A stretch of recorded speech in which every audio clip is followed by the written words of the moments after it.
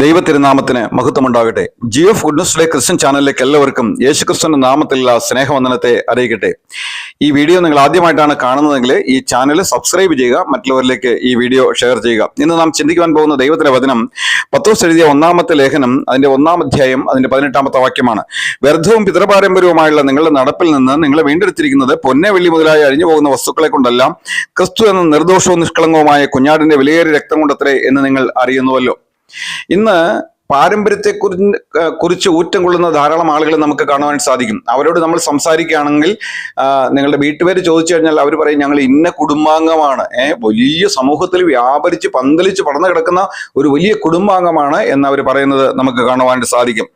എന്നാൽ പത്രോസ് അപ്പോസ്തലൻ പറയുകയാണ് ഇതിനൊന്നും ഒരു കാര്യമില്ല. കാരണം പത്രോസ് അപ്പോസ്തലൻ അറിയാം ഒരു വ്യക്തിയെ കർത്താവ് രക്ഷിക്കുന്നത് അത് കൃപയാലാണ്. കാരണം കേവലം മുക്കുവനായിരുന്ന, വിദ്യാഭ്യാസമൊന്നും ഇല്ലാതിരുന്ന, വളരെ സാധാരണക്കാരനായിരുന്ന പത്രോസ് അപ്പോസ്തലൻ, പത്രോസിനെ കർത്താവ് തെരഞ്ഞെടുക്കുകയും തന്റെ കൃപയാൽ വിളിക്കുകയും അവൻ യേശുക്രിസ്തുവിന്റെ അപ്പോസ്തലനായിട്ട് മാറുകയും മാളിമുറിയിൽ വെച്ച് പരിശുദ്ധാത്മാവിന്റെ അഭിഷേകം അവന് ലഭിച്ചതിന് ശേഷം അവൻ ധൈര്യത്തോടെ ദൈവവചനം പ്രസ്താവിക്കുകയും അവന്റെ മേൽ വന്ന പരിശുദ്ധാത്മാവ് നിമിത്തം അവൻ അതിശക്തമായിട്ട് സുവിശേഷ ഘോഷണം നടത്തുകയും അനേകായിരങ്ങളെ കർത്താവിന് വേണ്ടി ആദായപ്പെടുത്തുകയും അനേക രോഗികളെ സൗഖ്യമാക്കുകയും അനേക പിശാച് ബാധിച്ചവരെ പുറത്താക്കുകയും ചെയ്യുന്നതൊക്കെ നമുക്ക് കാണുവാൻ സാധിക്കും. ആ പത്രോസ് അപ്പോസ്തലൻ 2 ലേഖനം നമുക്ക് എഴുതിയിട്ടുണ്ട്.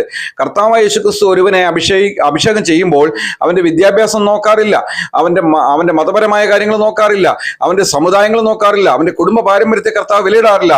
കർത്താവിന് വേണ്ടത് സാധാരണക്കാരനാണെങ്കിലും ധനികനാണെങ്കിലും ഏത് തലമുറയിൽപ്പെട്ടവനാണെങ്കിലും കർത്താവിന് കൊടുക്കുവാൻ തക്കവണ്ണം ഒരുക്കമുള്ള ഒരു ഹൃദയമുണ്ടെങ്കിൽ കർത്താവ് അവനെ രക്ഷിക്കും. ഇന്ന് അനേകർക്കും ദൈവവചനം അറിയാം, ഈ ദൈവവചനം ഹൃദയത്തിലേക്ക് പോകുന്നില്ല, ബുദ്ധിയിൽ അറിവായിട്ട് വെച്ചിരിക്കുക.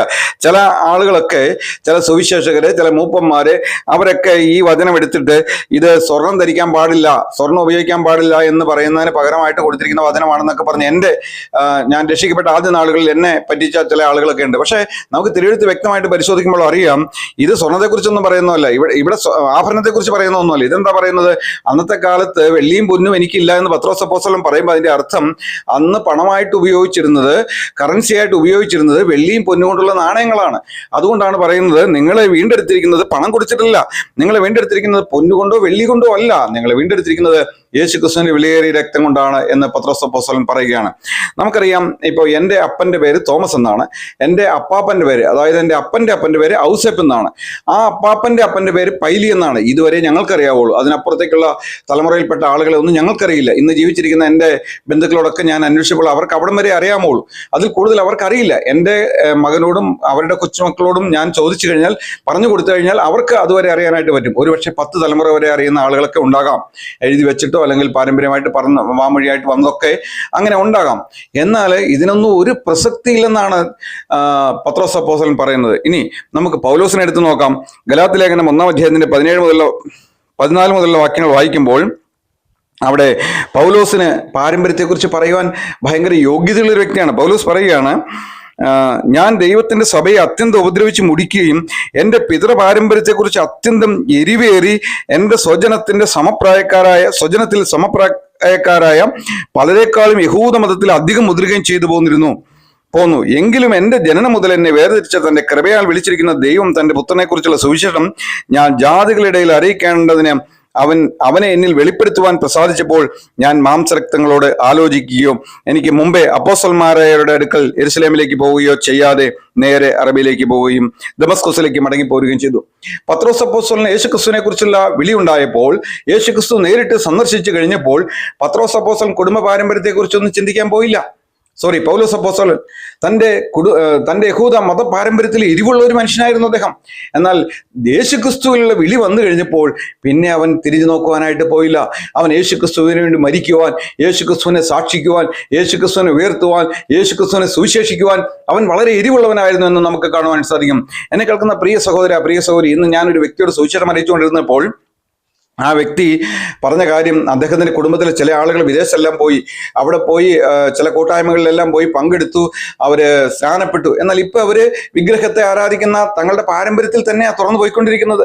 അന്ന് 1-2 വർഷം അവിടെ ചെന്ന് കഷ്ടപ്പെട്ട് കുടുംബം അന്യസ്ഥലത്ത്, അവരൊറ്റയ്ക്ക് അന്യസ്ഥലത്ത്, അപ്പൊ രണ്ടിടത്തായിട്ട് നിന്ന് ജോലി ചെയ്ത് കഷ്ടപ്പെട്ട് വന്നപ്പോൾ അവർക്കൊരു ദൈവത്തെ വേണമായിരുന്നു.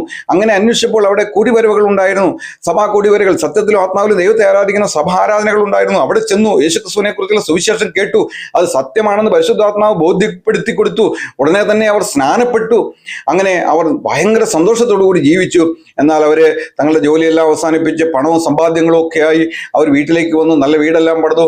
വീട്ടിൽ വന്ന് ഭാര്യയോട് ആലോചിച്ചപ്പോൾ ഭാര്യ പറഞ്ഞു, എന്താ മനുഷ്യ നിങ്ങൾ ഈ പറയുന്നത്, നമ്മൾ ഇന്ന തറവാട്ടുകാരാണ്, ഇന്ന വീട്ടുകാരാണ്, അതൊക്കെ വിട്ടിട്ട് നമ്മൾ ഇനി ഈ പൊന്തക്കോസുകാരുടെ കൂടെ പോകാനോ, ഈ ചെറിയ കൂട്ടത്തിന്റെ കൂടെ പോകാനോ, എന്താണ് നിങ്ങൾ ഈ പറയുന്നത് എന്ന് ചോദിക്കുകയും അങ്ങനെ അനേകർ പിന്മാറി പോവുകയും ചെയ്യുന്നത് നമുക്ക് കാണുവാനായിട്ട് സാധിക്കും. അവരെക്കുറിച്ചും പത്രോസ് അപ്പോസ്തലൻ ഒരു കാര്യം പറഞ്ഞിട്ടുണ്ട്. അതിന്റെ 2 പത്രോസ് എഴുതിയ 2-ാം ലേഖനത്തിന്റെ 2-ാമത്തെ അധ്യായത്തിന്റെ 21-ാമത്തെ വാക്യത്തിൽ പറയുകയാണ്, തങ്ങൾക്ക് ഏൽപ്പിച്ചു കിട്ടിയ വിശുദ്ധ കൽപ്പനയെ നീതിയുടെ വഴി അറിഞ്ഞ ശേഷം വിട്ടുകളയുന്നതിനേക്കാൾ അത് അറിയാതിരിക്കുന്നത് അവർക്ക് നന്നായിരുന്നു. എന്നാൽ സ്വന്തം ഛർദിക്ക് തിരിഞ്ഞ നായെന്നും കുളിച്ചിട്ട് ചെളിയിൽ ഉരുളുവാൻ തിരിഞ്ഞ പന്നിയെന്നുമുള്ള സത്യമായ പഴഞ്ചൊല്ല് പോലെ അവർക്ക് സംഭവിച്ചു. ഈ പിതൃപാരമ്പര്യത്തിലും വിഗ്രഹാരാധനയിലും ഊറ്റം കൊള്ളുന്ന എൻ്റെ സഹോദര സഹോദരി, യേശുക്രിസ്തു നിന്നെ വീണ്ടെടുത്തിരിക്കുന്ന ഇതുകൊണ്ടൊന്നുമല്ല, നിന്റെ പാരമ്പര്യം കൊണ്ടൊന്നുമല്ല. നിന്റെ പാരമ്പര്യം വ്യർത്ഥമാണ്, അത് വിഗ്രഹാരാധനയുടെ ഇടമാണ്. അതുകൊണ്ടാണ് അബ്രഹാമിനെ ദൈവം പറഞ്ഞു, നീ അവിടെ നിന്ന് പുറപ്പെടുക, നിന്റെ അപ്പനും പിതാക്കന്മാരും എല്ലാം ആരാധിക്കുന്ന ആ വിഗ്രഹങ്ങളെ വിട്ട് നീ വെളിയിലേക്ക് വരിക, സത്യദൈവത്തിലേക്ക് വരിക. അബ്രഹാം ദൈവത്തെ വിശ്വസിച്ചു, അത് അവർ നീതിയായിട്ട് കണക്കിട്ടു. ഇന്ന് വിഗ്രഹാരാധന വിട്ട് യേശുക്രിസ്തുവിലേക്ക് വരുവാൻ തക്കവണ്ണം നീ തുനിയുമെങ്കിൽ ദൈവം നിന്നെ രക്ഷിക്കുകയും ദൈവം വലിയ വീണ്ടെടുപ്പ് നിനക്ക് നൽകുകയും ചെയ്യും. നമ്മൾ ലൂക്കോസിന്റെ സുവിശേഷമൊക്കെ വായിക്കുമ്പോൾ പാരമ്പര്യം നമുക്ക് അവിടെ കൃത്യമായിട്ട് കാണുവാനായിട്ട് സാധിക്കും. കാരണം ലൂക്കോസിന്റെ സുവിശേഷം 3-ാം അധ്യായത്തിന്റെ 21-ാമത്തെ വാക്യം മുതൽ വായിക്കുമ്പോൾ, യേശുവിനെ താൻ പ്രവൃത്തി ആരംഭിക്കുമ്പോൾ ഏകദേശം 30 വയസ്സായിരുന്നു. അവൻ യോസെഫിന്റെ മകൻ എന്ന് ജനം വിചാരിച്ചു. ജനത്തിന്റെ വിചാരം മാത്രമാണ്. യേശു യോസെഫിന്റെ മകനല്ല. യേശു 2000 വർഷങ്ങൾക്ക് മുമ്പ് ഉണ്ടായ ഒരു ദൈവമല്ല. അവൻ ആദിയിലേ ഉള്ള ദൈവം. അവൻ മുഖാന്തരം സകല ഉളവായി, അവനെ കൂടാതെ ഒന്നും ഉളവായില്ല. ആ പ്രപഞ്ച സൃഷ്ടാവായ ദൈവം 2000 വർഷങ്ങൾക്ക് മുമ്പ് മനുഷ്യനായിട്ട് ഈ ഭൂമിയിലേക്ക് ഇറങ്ങി വന്നു. അനവധി അത്ഭുതങ്ങളും അടയാളങ്ങളും അവൻ ചെയ്തു. ഒടുവിൽ മനുഷ്യവർഗത്തിന്റെ പാപത്തിന് വേണ്ടി തന്നെത്താൻ ക്രൂശിന്മേൽ കയറി മരിച്ച് അവന്റെ അടിപ്പിണരുകളാൽ നമുക്ക് സൗഖ്യം വന്നിരിക്കുന്നു. യേശു ക്രിസ്തുവിന്റെ ക്രൂശിൽ ചൊരിഞ്ഞ പുണ്യാഹ രക്തം നിമിത്തം നമ്മുടെ പാപങ്ങളെ കഴുകി പിതാവായ ദൈവത്തോട് നമ്മളെ നിരപ്പിക്കുവാനും യേശു ക്രിസ്തുവിന്റെ രക്തത്താൽ നമുക്ക് പാപക്ഷമ ലഭിക്കുവാനും യേശുക്രിസ്തുവിന്റെ രക്തത്തെ ദൈവം പരസ്യമാക്കി നിർത്തിയിരിക്കുകയാണ്. ആ വിശുദ്ധ നീതിയെ നീ അറിഞ്ഞതിന് ശേഷം അത് വിട്ടുകളയലേ. നിന്റെ പാരമ്പര്യത്തിന് വേണ്ടി ഈ സത്യത്തെ വിട്ട് നീ മാറിപ്പോകില്ലേ. നിന്നെ കേൾക്കുന്ന പ്രിയ സഹോദര, പ്രിയ സഹോദരി, നീ ഒരുപക്ഷെ മാനസാന്തരപ്പെടണം. കാരണം നീ ഈ സത്യം മനസ്സിലാക്കിയതിന് ശേഷം നീ പിന്മാറിപ്പോയിരിക്കുകയാണ്, നീ പാരമ്പര്യത്തിലേക്ക് പോയിരിക്കുകയാണെങ്കിൽ നീ മടങ്ങി വരിക എന്ന ദൈവത്തിന്റെ ആത്മാവ് നിന്നെ ഓർമ്മിപ്പിക്കുകയാണ്. നമുക്കറിയാം, ഇപ്പോൾ നമ്മൾ വായിച്ചു കേട്ട വേദഭാഗത്തില് അവിടെ യേശുക്രിസ്തുവിന്റെ വംശാവലി ഇങ്ങനെ ബാക്കിലേക്ക് വരും. യോസെഫിന്റെ വംശാവലി ബാക്കിലേക്ക് പോരുന്നുണ്ട്. അവരിങ്ങനെ ബാക്കിലേക്ക് വന്ന് അതിന്റെ അവസാനം പറയുന്നത് എന്താണ്? യോസെഫ് ഹേലിയുടെ മകൻ, ഏനോശ് ഷേത്തിന്റെ മകൻ, ഷേത്ത് ആദാമിന്റെ മകൻ, ആദാം ദൈവത്തിന്റെ മകൻ. എവിടെയാണ് ഈ പാരമ്പര്യമൊക്കെ ചെന്ന് അവസാനിക്കുന്നത്? അവിടെ നമുക്ക് കാണാം മത്തായിയുടെ സുവിശേഷത്തിലും ലൂക്കോസിന്റെ സുവിശേഷത്തിലും വംശാവലി കൃത്യമായിട്ട് പാരമ്പര്യത്തിന്റെ കൃത്യമായ കണക്ക് പറഞ്ഞിരിക്കുന്നത് നമുക്ക് കാണാൻ സാധിക്കും. കഴിഞ്ഞ ദിവസം കേട്ട ഒരു ദൂതിനകത്ത് അവർ ദേവദാസൻ പ്രസംഗിക്കുന്ന കേട്ടു. ഏതോ ഒരു മനുഷ്യൻ, അദ്ദേഹം വെറുതെ ബൈബിൾ വായിച്ചപ്പോൾ ഇങ്ങനെ വംശാവലി പറഞ്ഞിരിക്കുകയാണ്. അബ്രഹാമിന്റെ മകനായ ഇസാഖ്, ഇസാഖിന്റെ മകനായ യാക്കോബ്, യാക്കോബിന്റെ മകനായ ഇങ്ങനെ യാക്കോബ് 12 ഗോത്രങ്ങൾ ഇങ്ങനെ പറഞ്ഞ് ഇതെല്ലാം ഇങ്ങനെ പറഞ്ഞു വന്നപ്പോൾ ഇയാൾ വിചാരിച്ചു, എനിക്ക് 1, 2, 3, 4 തലമുറയെ അറിയാവുള്ളൂ, അതിൽ കൂടുതൽ ഒന്നും എനിക്കറിയില്ല. ദൈവം എത്രയോ കൃത്യമായിട്ട് കാര്യങ്ങളെ രേഖപ്പെടുത്തിയിരിക്കുന്നു, അടയാളപ്പെടുത്തിയിരിക്കുന്നു. ഈ ദൈവം സർവശക്തനാണെന്ന് വിശ്വസിച്ച് രക്ഷിക്കപ്പെട്ട ഒരാളെ കുറിച്ച് പറയുകയുണ്ടായി. എന്നെ കേൾക്കുന്ന പ്രിയ സഹോദര, മടങ്ങി വരിക, പാരമ്പര്യങ്ങളെ വിടുക, യേശുക്രിസ്തുവിലേക്ക് മടങ്ങി വരിക. നിന്നെ വീണ്ടെടുത്തിരിക്കുന്നത് പൊന്നും വെള്ളിയും കൊടുത്തിട്ടൊന്നുമല്ല, കുഞ്ഞാടിന്റെ വലിയ രക്തം കൊടുത്താണ് വിലയ്ക്ക് വാങ്ങിയത്. ആ അരുമനാഥനെ തള്ളി പറയലേ.